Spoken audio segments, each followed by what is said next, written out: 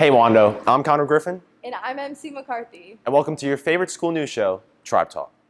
This week on Tribe Talk, we take a look at what's smoking at the cigar factory, a new program that provides opportunity to Wando students, and the ongoing effects of sexism. Being in high school, we often think we have common sense. Ricky hits the streets to ask students some not so common questions.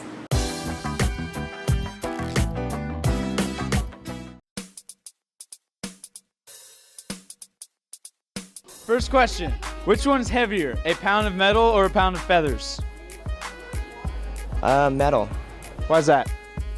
Because a pound of feathers is like holding a pillow, and a pound of metal is like holding, I don't know, like a gun or something. Metal.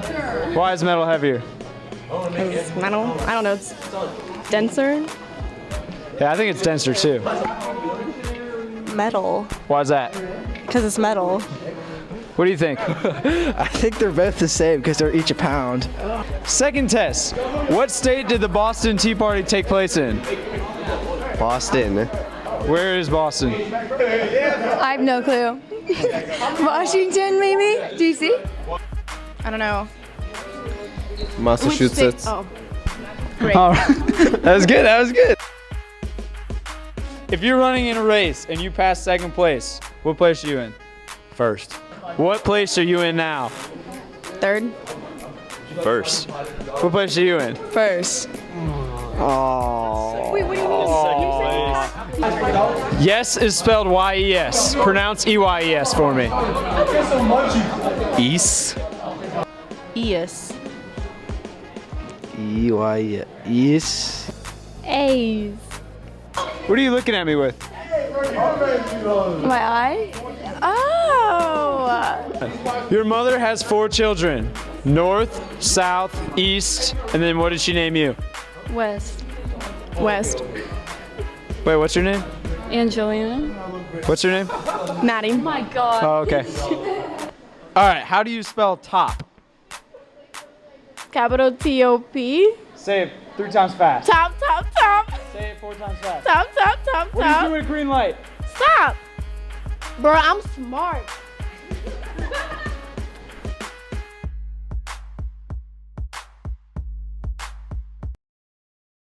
On Wednesday, January 6th, an announcement was made to Wando students stating that there would be a different exam exemption policy implemented before their final exams the following week. Prior to the 2014-2015 school year, students needed a 93 or above in their class and no unexcused absences in order to exempt the exam. Last year, CCSD implemented a pilot policy which only allowed seniors to exempt their exams with a grade of 85 or above. You guys were told in your student handbook that if you made an 85 or above, you would exempt your exam. The board had no idea you guys were not being told the policy as it's written in our policy manual, and you had no idea that what you were being told was not the policy. Going from a class with, maybe 10 people taking the exam all of a sudden to maybe the whole class taking the exam, it could be very stressful having to prepare extra students for that when you thought that you kind of had all your ducks in the row. Many students were furious about the policy and took to social media to voice their opinions and try to bring about change. When I made the petition, I put the superintendent of the CCSD school board, so every time someone signed the petition, that was an email to their inbox. Definitely the backlash that came towards the district office, I'm sure they got a lot of phone calls, a lot of tweets in their direction. That definitely probably played a role in them changing the policy back to the one that was in the student handbook, which was the contract that you signed at the beginning of the year. I think it's very clear. The first thing we need to do is take care of our students and meet our commitment to them. How you got told that an 85 was okay is not your issue. The new one now is seniors have to have an 85 or above to exempt, and underclassmen have to have a 93 or above to exempt. Thanks to the cooperation of the CCSD community, the issue has now been resolved. This has been Jenna Silkowski reporting for Tribe Talk.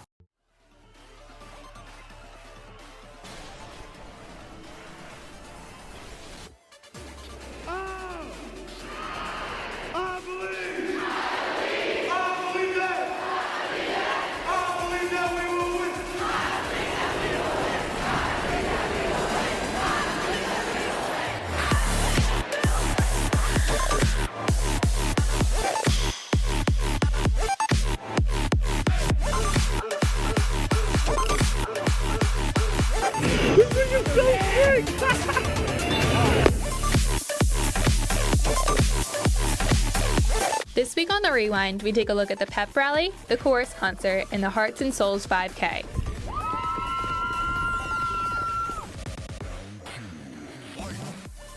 On Friday, January 29th, the Winter Sports Pep Rally was held in the gym.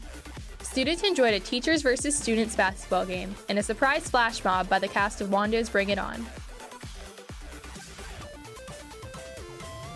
On Saturday, February 5th, Show Choir held a concert at Christ Church in Mount Pleasant with Latvian composer Eriks Estenvalds.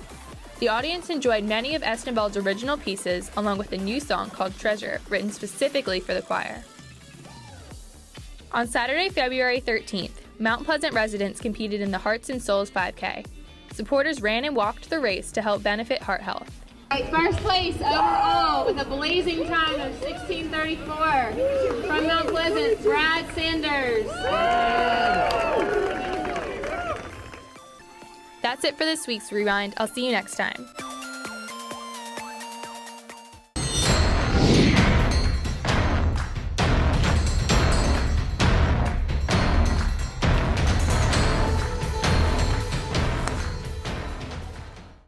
Hello Wando, this is Riley Biller on this week's Sports Talk. Unfortunately, our boys and girls basketball teams both lost in the playoffs, but congratulations for the great season. With spring sports just beginning, scrimmages are going to be taking place in the next few weeks to prepare them for the long season. On this week's Sports Talk, we're going to eye in on a Wando superstar that's battling more than a defender on the field.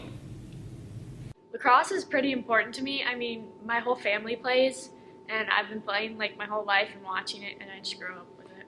You wouldn't know that Skylar's a powerhouse. She doesn't talk about how great she is. She isn't very cocky about it. She straight up goes out there and just does her job. She has grown as a player, and she just tries to get stronger and be the best that she can be right now. She is absolutely a leader just simply by doing and what she does on the field. And one thing, as even from a freshman, it's been amazing seeing her become that leader on the field.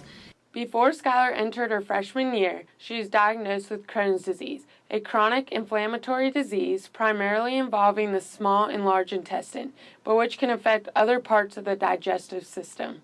So I had to get surgery on my intestine. They had to cut out part of my large intestine, and while they were in there, they had to cut out my appendix, and they found an abscess, so they also had to cut that out too.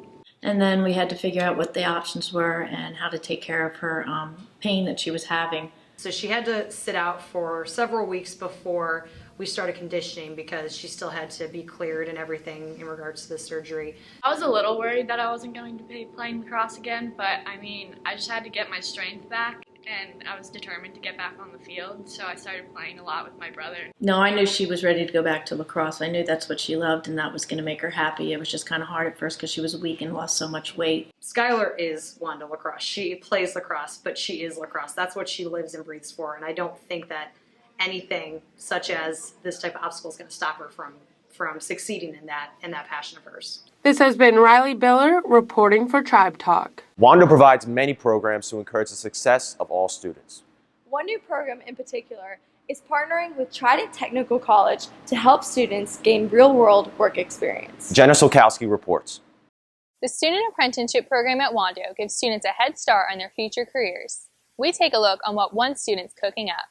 Well, a student apprenticeship is you go in and working with a company of the school's choice. Basically, you go in and you do your career while you're still in high school, while going to Trident Tech. Students will complete the dual credit application for Trident Tech. Then they also have to complete the youth apprenticeship application. Students will go to class part of the day, and then they'll go to Trident part of the day. They're getting job skills, they're learning the industry that they want to be in, and they're learning it now. Junior Byron Porche is using the apprenticeship program to learn about the culinary arts.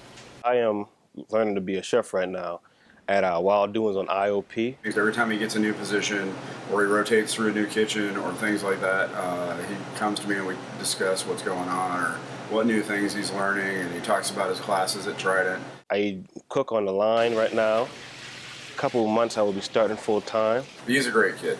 He puts his whole heart into it. He does a great job. This job is more you learning than actual working. There's someone there helping you step by step, side by side, helping you get through the program as well as you learning and get ready for the future.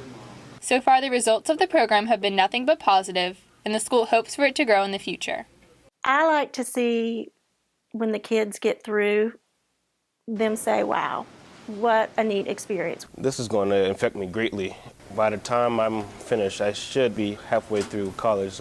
I hope we'll get a lot of interest this year. I hope everybody realizes what an opportunity it is to get their foot in the door and to get ahead in their career. This has been Jenna Solkowski reporting for Tribe Talk. Sexism. A controversial subject and a prevalent topic of discussion in the halls. Logan Swinford reports. It's not like you walk down the hallway and you're like, sexism, sexism, sexism, but it's definitely like an issue that I've seen like every single year at Wando. I see sexism in Wando the same place I see fairies and unicorns. If sexism exists in the greater society, then it must exist in Wando. Wando is a small microcosm. It's supposed to be reflective of what's going on outside of the walls of this school. It's when you start breaking down the micro aspects of society and you see the way a guy looks at a girl, yeah, that's a problem, but what are you going to do, put blinders on every guy and have them walk around in the hallways like that, like a horse? Out of 100 students, 24% believed sexism was a problem, while 63% said it wasn't prevalent in Wando. When I hear the word sexism, I think of real problems that exist in America, like the wage gap and the fact that women are oppressed in many ways, but I don't think things at Wando, like the dress code, are sexist. They think it's not a real cause because they have no idea what it's like to be in our situation. Yeah, they can't see outside of what affects them. One Wando policy that has been continually addressed pertaining to sexism is dress code. A disproportionate number of young girls are violating or are found to be in violation of the dress code than our boys. Every girl has a different body, and if you have one dress code for one type of body, it's not going to be able to match everybody else's body. Although some people have disillusion towards the concept of feminism, the first step to understanding it is education. You know, I've always been a feminist, and I think people have this idea of feminism too that is just deranged. You know, people think that necessarily a feminist is an advocate, and a loud-spoken, a man-hating advocate, and that couldn't be further from the truth. Anybody who believes that women should be equal to men in every context is a feminist. You just have to educate, open your mind to it, and like recognize that it is a problem. You know, there were a series of signs or postings in the hallways, it wasn't too long ago, stating unabashedly that the Wando dress code was sexist. Those signs were taken down, when in fact, that's exactly what we need. We need people to start understanding what feminism really is and what it is not. This has been Logan Swinford reporting for Tribe Talk. Charleston is home to many different historical landmarks. Eva Borland reports on how one venue has undergone a fresh transformation while maintaining its historical foundation. Locals have seen the Charleston Cigar Factory sit in vacancy for many years. Recently, a developer has decided to take this historical landmark and add a modern twist. We delved into how one local business has mastered the art of combining these two eras. 3 years ago, when they were trying to renovate the cigar factory, there was a lot of talk about using it for like apartments and condos, which would have been awesome, but then nothing ever happened of that. And so I think once that kind of flopped, they were like, next best thing is retail and office space. When they started rebuilding the space here, they tried to retain as much of the original wood and brick as possible. So you can see that with like a lot of these like big columns here and some of the ceiling. With a historic yet modern vibe, Mercantile and Mash's environment is enjoyable for customers and workers alike. It's just awesome to work in a place that's kind of upscale in the quality of the food and drink, but like very lax in terms of the environment. A lot of local people love to come here in like the afternoons because it's such a great space. You know, you can come and get work done. It's kind of a creative spot. What's different about this place is we don't wait on people. It's more of a delicatessen vibe in terms of the ordering. We set you up with a number and you sit down. With our menu right now, a lot of it is just like burgers, things like that. But then also taking some really unique menu items that may happen to be like a popular thing in food culture right now and making them our own. This restaurant is not only unique in its food, but also in what it brings to the Low Country. It was really nothing that's been done before, kind of making it, like I said, a food hall, retail space, but it's more about wanting to expand the cuisine in Charleston as a whole. I think the atmosphere in here definitely could represent Charleston, and like a large part of that would be because of our location in the cigar factory. It played such a big history in Charleston. You know, it was from 1881. It sold the most cigars in South Carolina from 1907 to 1971. And so there's just like a ton of history here. It's just really cool being in such a place where so much diversity kind of conjugates into one singular environment. Now that the cigar factory is getting a second wind and really being used again, it's an exciting thing for a lot of locals. This has been Eva Borland reporting for Tribe Talk. Young Life is a 75-year-old organization that has grown in high schools across the nation, impacting the lives of more than 1.8 million students. However, many still struggle to answer the question, what is Young Life? Ricky Schmidt takes a closer look.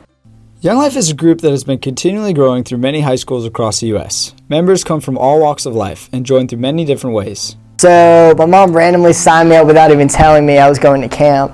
So then 2 days later I ended up getting up on a bus at 7 o'clock in the morning in a Walmart parking lot. And then from there on I went to camp and then was part of it ever since. It's kind of one of those things that if you ever ask another person, they would be like, oh, I don't even know how to describe it. I would describe it as like a smaller community of people that you get to know really well. So we start off every fall with doing an all-city club, which is where we have all the schools in Charleston where we have Young Life, like James Island, Porter Goud, Somerville, all these different places to come together to do one club to kind of kick off the year.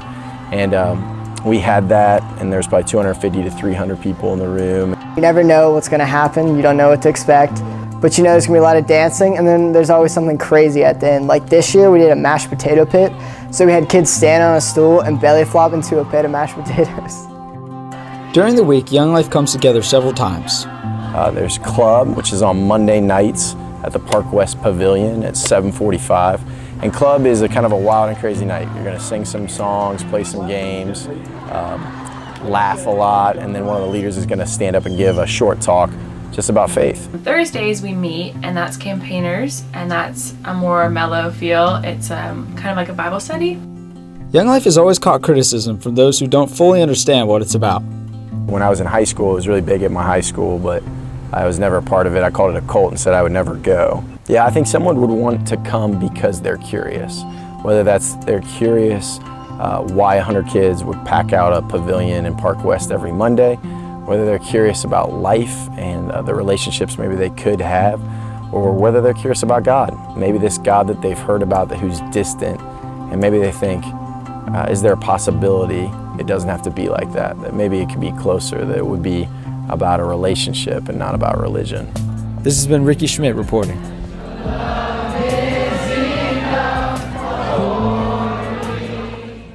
Thanks for watching, Wando. Be sure to stay tuned for Tribe Talk Presents. This has been MC McCarthy and Connor Griffin signing off.